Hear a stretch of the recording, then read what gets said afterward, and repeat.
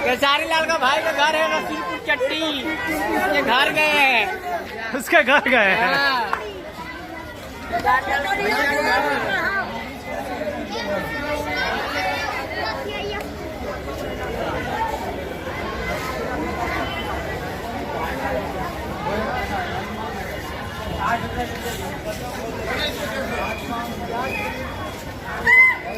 हम तो लेकिन हमारा घर पड़ता है केसारी लाल को हम जानते हैं।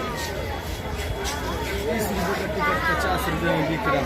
हाँ कहाँ का बोला बोला बोला 30 रुपये का टिकट 50 रुपये 30 रुपये का टिकट 50 रुपये में बिकेला। हाँ हाउसफुल बना हो। हाँ 30 का टिकट रही तो 50 के मिली ना भाई, हाउसफुल रही तो केसरिया पेन है 150 लेगा तो दे दिए।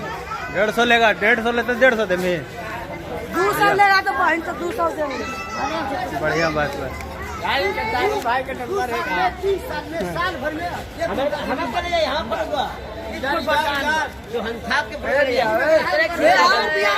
माचिस के दिलिया पर आजा कभी गाना आएगा।